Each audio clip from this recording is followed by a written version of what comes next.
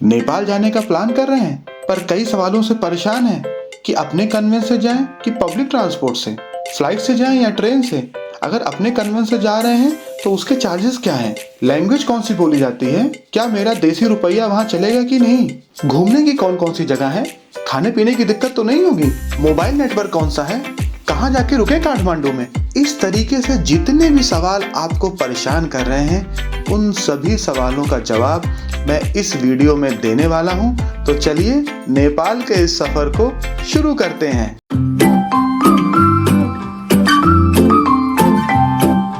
स्वागत करता हूं दोस्तों आपको एक नए एपिसोड में। और आज मैं बहुत एक्साइटेड हूं क्योंकि मैं आज जा रहा हूं अपने पड़ोसी मुल्क नेपाल में। हम लोग रोड ट्रिप करने वाले हैं। इस एपिसोड में मैं आपको बताऊंगा कि हम वहां तक कैसे पहुंचे। हमारे आइटिनरी में काठमांडू और लुम्बिनी है। तो चलिए अपनी जर्नी स्टार्ट करते हैं। हम लोग अयोध्या से इंडिया में स्थित सोनौली बॉर्डर जा रहे हैं, जिसकी यहाँ से दूरी 186 किलोमीटर है। नेपाल इंडिया से करीब 1800 किलोमीटर की बाउंड्री उत्तराखंड, उत्तर प्रदेश, बिहार, पश्चिम बंगाल और सिक्किम से साझा करता है। लेकिन इन सब में उत्तर प्रदेश पर स्थित सोनौली भैरवा बॉर्डर सबसे प्रचलित है, क्योंकि यहाँ से काठमांडू की दूरी सबसे कम है।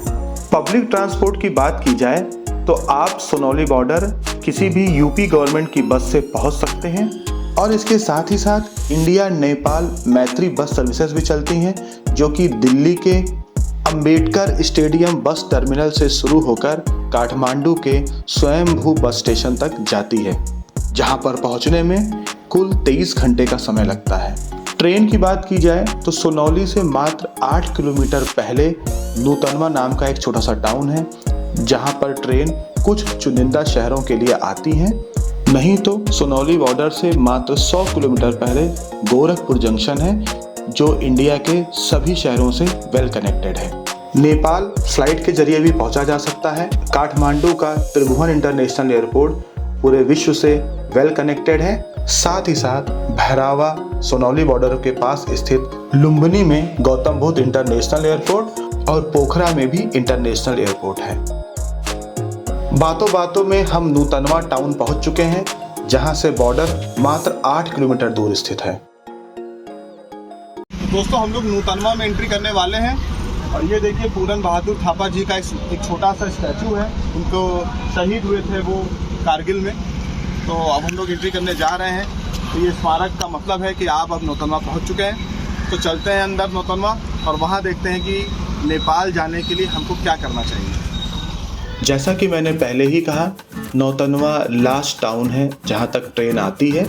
यहां से मात्र 8 किलोमीटर दूर सोनौली बॉर्डर है। इंडिया का वह स्थान जो बॉर्डर पे स्थित है वह सोनौली है, और नेपाल का वह स्थान जहां पर बॉर्डर स्थित है वो भैरवा है। इसलिए आम भाषा में इस बॉर्डर को सोनौली भैरवा बॉर्डर भी कहते हैं। सोनौली की मार्केट हमको दिखाई पड़ने लगी थी और सामने इंडिया का एग्जिट गेट और उसके उल्टे साइड नेपाल का वेलकम गेट दिखाई पड़ रहा था। तभी मैंने अपने मोबाइल पे गौर किया कि हमारे मोबाइल के नेटवर्क करीब ना के बराबर थे।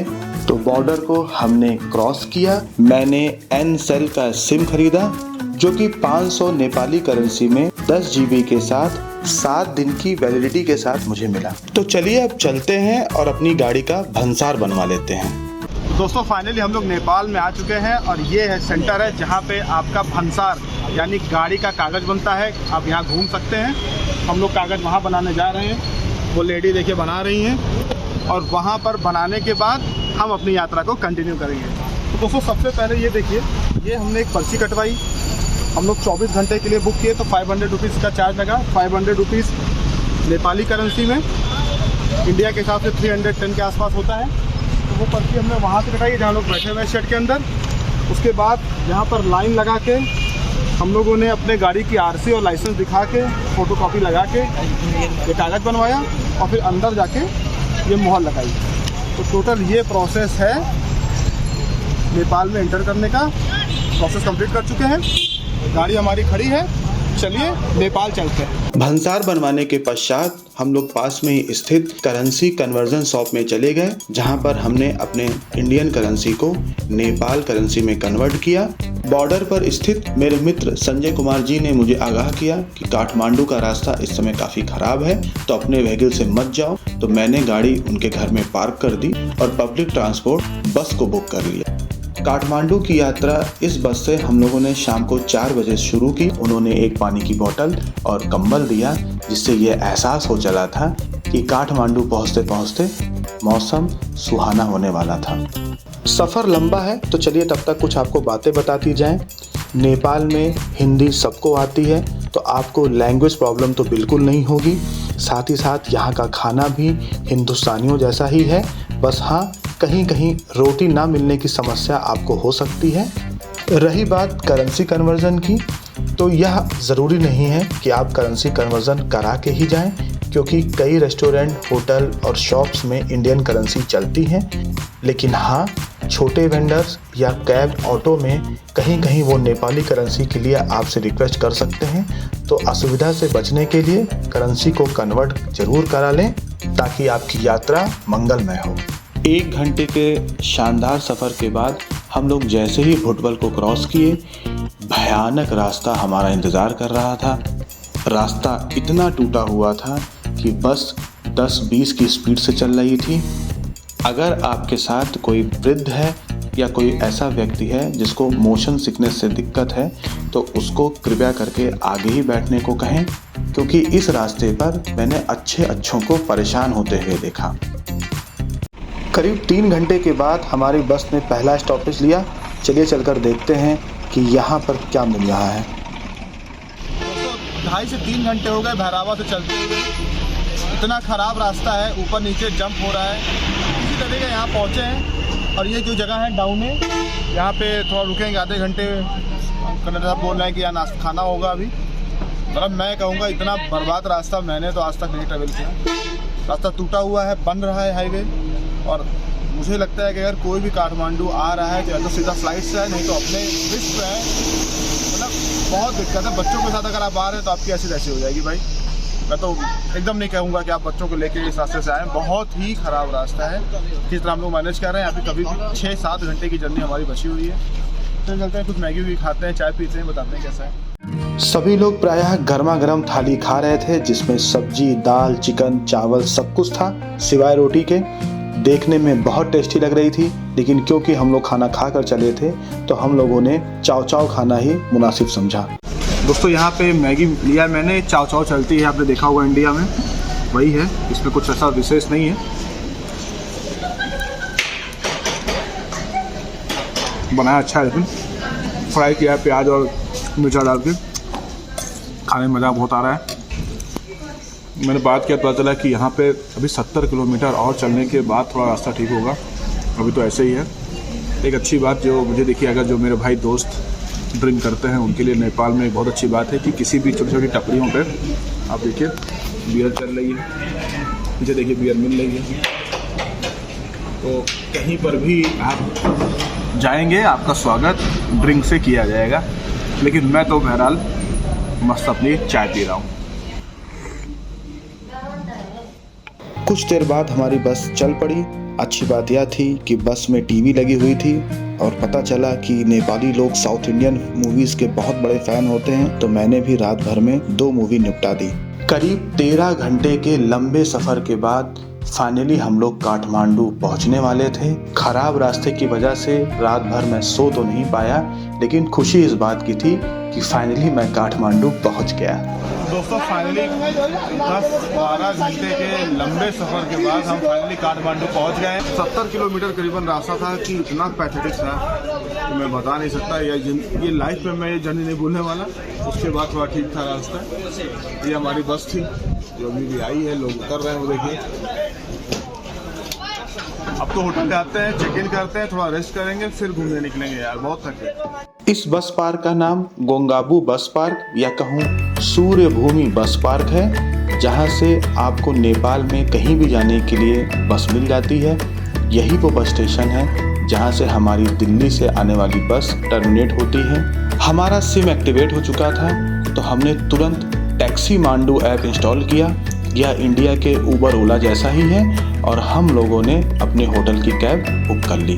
होटल की बुकिंग मैंने होटल नेपालिया में की थी, जो कि काठमांडू के थामेल एरिया में पड़ता है। अगर आप श्री पशुपतिनाथ जी के दर्शन करने ही आ रहे हैं तो मंदिर के पास होटल बुक करें, उसके पास में ही एयरपोर्ट भी स्थित है। पर अगर आप हार्ट ऑफ द सिटी में रहना चाहते हैं, जहां पर आप फूड, शॉपिंग, टूरिस्ट स्पॉट्स और नाइट लाइफ को एंजॉय कर सकें, तो आपको थामेल में ही रहना चाहिए, जैसा कि मैंने किया। टैक्सी से उतरने के बाद हम लोग छोटी सी गली में घुस चुके हैं, जहां पर हमारा होटल नेपालिया है। अंदर जाते हैं और देखते हैं कि एक शानदार प्लीजेंट माहौल है। सबसे अच्छी बात, यहाँ के रिसेप्शनिस्ट और यहाँ के लोग काफ़ी पोलाइट और काफ़ी हम्बल हैं, जिन्होंने मेरा बहुत अच्छे से वेलकम किया। हम थोड़ा अर्ली ही पहुँच गए थे, लेकिन फिर भी उन्होंने हमको अलाउ कर दिया और हमको हमारा कमरा दे दिया। कमरा देखने में काफ़ी सिंपल पर अच्छा था। सबसे अच्छी बात, स्टाफ ने हमें उस दिन ब्रेकफास्ट करने को अलाउ कर दिया, तो हमने सोचा जल्दी से फ्रेश हो जाते हैं और चलकर आपको वहाँ के सुबह के नाश्ते का जायका शेयर करते हैं। सच बताऊं दोस्तों, तो जो चीज़ मुझे इस होटल की सबसे अच्छी लगी वो था टेरेस। इतना सुंदर व्यू था। घनी आबादी में यह होटल था, लेकिन गार्डन इतना बढ़िया इन लोगों ने मेंटेन किया था। खिली खिली धूप थी, हल्की ठंड थी, बहुत आनंद आ रहा था। ऐसे ओपन गार्डन में ब्रेकफास्ट करने का मज़ा अपना ही है। भूख बड़े ज़ोरों से लगी है, चलिए देखते हैं कि खाने में क्या क्या है। सबसे पहले मैंने देखा पैनकेक, फिर यहाँ पर फ्राई पोटैटोज थे, जिसके बगल में स्टीम वेजिटेबल्स और उसके साथ स्क्रम्बल एग रखे हुआ था। साथ नॉनवेज का एक और आइटम चिकन सॉसेस भी थे। उसको कॉर्नफ्लेक्स, बनाना कॉम्प्लीमेंट दे रहा था। चाय कॉफ़ी तो था ही, साथ में ब्रेड बटर जैम भी था। तो दोस्तों, ब्रेकफास्ट तो आपने देखा ही कि ठीक ठाक ब्रेकफास्ट था। एक चीज़ थोड़ा मैं डिसहार्टेड हुआ कि इंडियन नाम पे कोई ब्रेकफास्ट नहीं था, पराठे इडली कुछ नहीं था। तो मैंने पैनकेक ले लिया है, एग ले लिया है, पोटैटो ले लिया है और ये ब्रेड ले लिया है। हम लोग खाने जा रहे हैं, एंजॉय करने जा रहे हैं। बाहर का आपने देखा कि व्यू कितना शानदार था, लेकिन अनफॉर्चुनेटली हमारे फॉरेनर भाई लोग बैठे हुए हैं तो जगह ही नहीं मिली, तो इसलिए अंदर बैठ के एंजॉय करने जा रहे हैं। इसी के साथ ये एपिसोड हम लोग यहाँ ख़त्म कर रहे हैं। नाश्ता करने के बाद मैं सिटी टूर के लिए निकल रहा हूँ।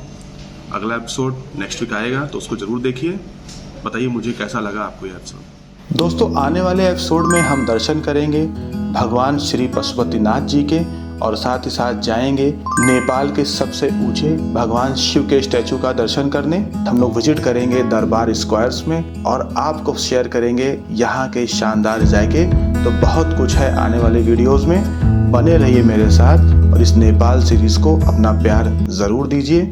मिलते हैं अगले एपिसोड में।